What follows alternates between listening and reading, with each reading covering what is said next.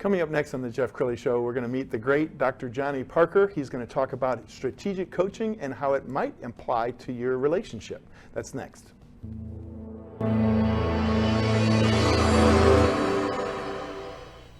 Many are predicting that the worst is yet to come, which is unfortunate, said one person here. Until now, they've enjoyed the reputation of being the nation's icebox. Watched a burglar in his home this morning by webcam. As a journalist of over 25 years, stories are what make my world turn. Reporting live from the Dallas newsroom tonight, Jeff Crilley, Fox 4 News. But in 2008, I took the jump from my familiar life and started a PR firm from my home. We're talking about anyone with a camcorder like the one I'm using becomes a television network. We started slowly growing the company, and we now have over 100 clients, and we've branched into the world of live digital broadcasting. I now own 8 different TV studios and have a huge team, and the stories that I now get to share are sometimes the most important of my life. Life has a funny way of coming around full circle. This is the Jeff Crilley Show. Well, it is amazing how relationship advice can also apply to a relationship inside a company. I mean, in many respects, it is a family, and so some of the same things that you would tell a couple that is feuding, you could tell to an executive in their C-suite. To talk about that today, Dr. Johnny Parker. He's an executive coach and relationship architect. Thanks for coming on the show. Great to be with you, Jeff. Very cool. Let's talk about your journey, because you went to college and you studied strategic leadership. What is that? Well, it's being intentional about helping leaders look at their life and look at what I call the backstage. A lot of times, oftentimes, we look at the front stage, and the leaders being productive and they got things going on social media to grow their company, their growth, their profits, and strategic thinking. So we look at the backstage. We say that matters, and profits and productivity, all those things have their place, and that matters, and culture matters. But the backstage is what we focus on. Is focus on the leader's soul, the leader's story, because every leader's life is always telling a story, and we want to go back there at the backstage, because as the backstage is healthy, it empowers front stage success. And I know you do a lot of marriage coaching, because you're in love with your soulmate. How long have you guys been together? We've been together 33 years, to my Jamaican sensation. Oh my goodness. Yeah, she's from Jamaica. She's from Jamaica, West Indies. And I teased off at the top of the show that some of the same advice that you would give a couple to get along, it works for executives as well. It really does, Jeff, because what happens is I need empathy in my relationships. Like one of the times my wife and I had a growth session, a moment of conflict, which we have a lot in 33 years. And I asked her this question: what do you want me to hear that I'm not hearing? Well, guess what? I've been able to help teams turn the page by asking that same question when there's been conflict and an impasse. What do you want the other to hear that they're not hearing? And so creating a space where that's safe.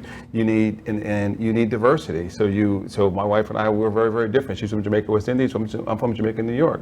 And so you need to be able to apply that. You need emotional intelligence. I need emotional intelligence in my work with coaches and with teams. Well, I need that to be self-aware in my marriage. You have core values in teams and relationships at work. Well, in my marriage and in marriage, you need to have core values. And so the same skill set that I need to win at work, I need to win at love and win at marriage. Yes, and you and I had the pleasure of working together for about a month and a half during the holidays, and you were all over the different networks. We found a wonderful clip. Let's go ahead and share that now. The holiday season is a time when we often experience the blues. And coming off of COVID-19, winter doldrums are setting in, and some of us are prone to panic attacks and depression.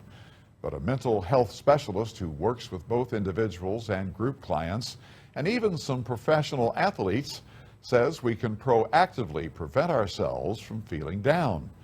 Dr. Johnny Parker was in Frederick yesterday and said we can follow a set of mental clues as a strategy to remain upbeat at times when the emotional landscape may become a bit rocky. Dr. says it's a wellness program that keeps our spirits high. You can do this with your family on Thanksgiving Day.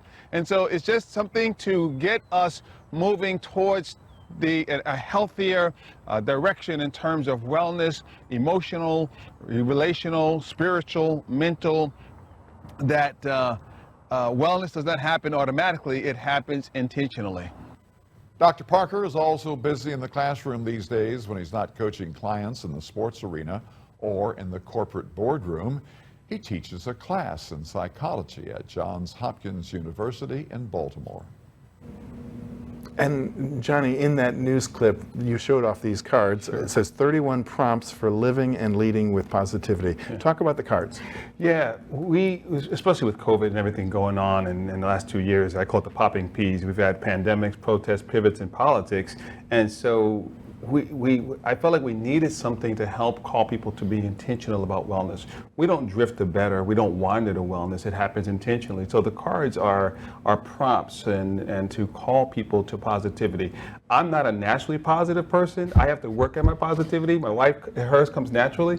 And so having cards that talk about, today I purpose to be kind by today I purpose to be a fragrance and not an odor in my attitude. Today I will look at my 3 core strengths. So it's calling people to be really intentional about positivity and leading our hearts, and as opposed to waiting and expecting to drift to better, which doesn't happen. We have to be intentional about moving to better and positivity. Yes, and so much of the news these days is negative. You know, when I was in the news business, they used to say, if it bleeds, it leads. So, I mean, the news is naturally going to be negative. So if somebody is consuming too much negative news, is it time for a timeout? Absolutely, it's time for a timeout, because 1 out of 5 people are experiencing chronic anxiety and stress and burnout. So you definitely want to move towards gratitude. So I tell people, keep some type of gratitude journal where you're intentional about writing 3 specific gratitudes each day. It's a mood booster. It helps our immune system. It reduces stress. Just something as simple as that, and reducing the amount of news that we consume. Go to bed watching Hallmark or something. Yes. Positive, as opposed to what's going on in the news. Yes, you brought with you this booklet, and I love booklets. One, there's so much to read these days.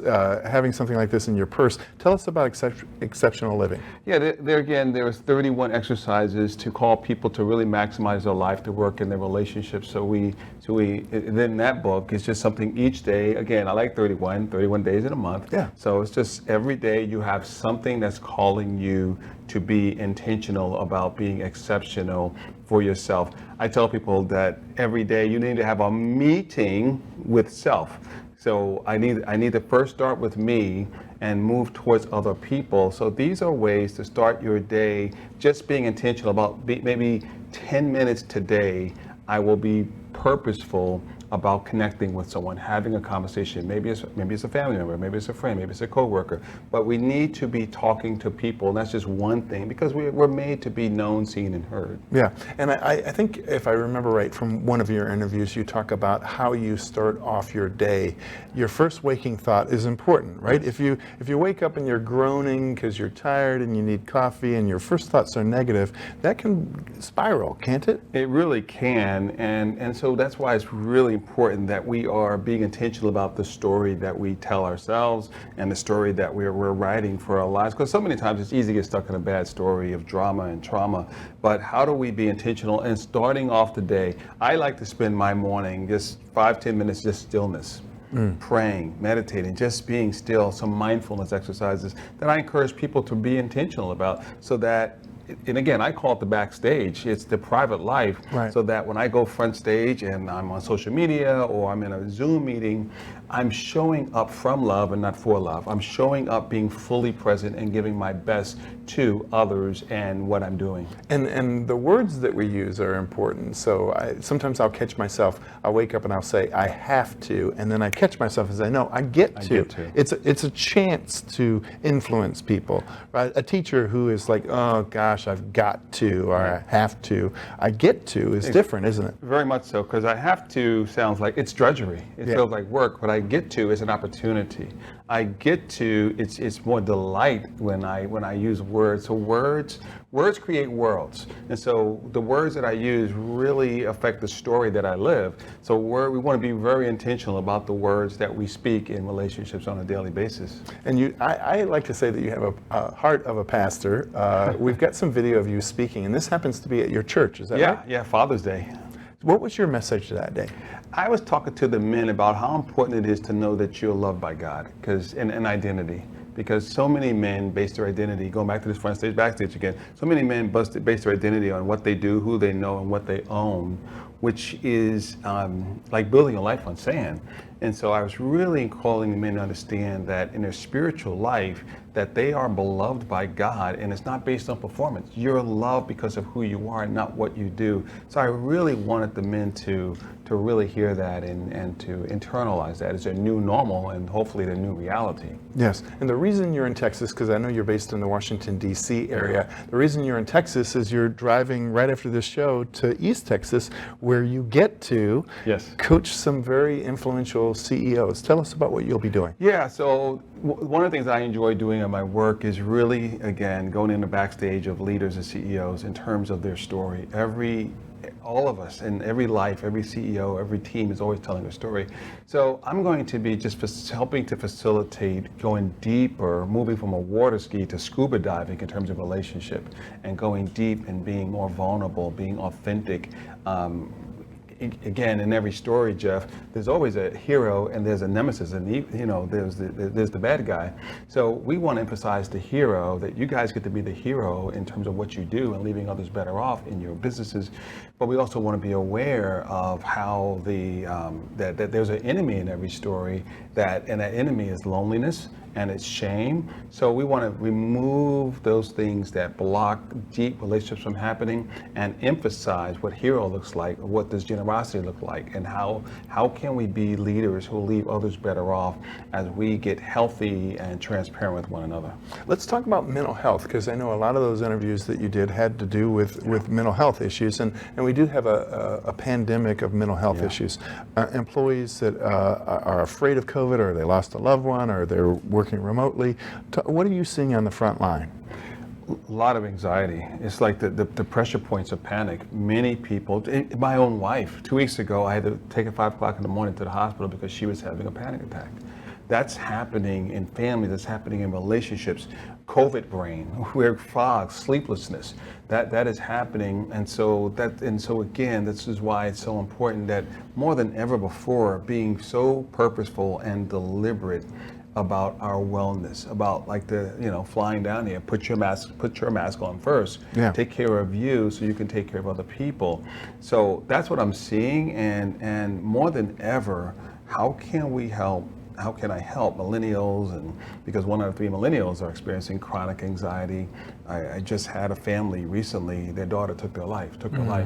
So walking through those kind of emotional challenges, and again, reinforcing what we've been saying, how intentional we need to be about our own wellness and positivity. Sure. You do a lot of work with corporations and individuals and C-suites. How does a company owner know when they need to bring in somebody like you? Well, oftentimes you see someone that's underperforming. And oftentimes the companies will see that that an employee, whether it's on a C-suite, whatever, they are not relating well to people. What got them there in terms of their talent on the front stage is not sustaining them in terms of positive relationships on the backstage. So I get brought in to help them grow in terms of emotional intelligence, grow in empathy, grow in having a human-centered, people-first mentality in terms of creating a culture of wellness. That's where companies bring me in to help them do that. And again, stressing, as a leader gets good on the backstage, that sustains and empowers them to do great work on their front stage in their public life. Outstanding. We only have a little bit of time left. Your camera is there on the right. What do you want to say to the viewer to wrap up this segment? Yeah, I just want to encourage each of you to be intentional about simple things. I want to restate. Practice keeping a journal, writing out your thoughts to bring clarity, to bring slowing, to help boost your immune system, to help boost your mood towards positivity. So just something, if you can just take that away, because our wellness is hard work, and our wellness is hard work, but our wellness is worth the work. And I want to encourage you, let's be intentional about being well and staying well. Wow, great way to end the segment. We're going to end with your website, which is johnnyparker.com. Thank you so much for coming on the show. Great to be with you, Jeff. You bet. That's it for now. We'll see you next time.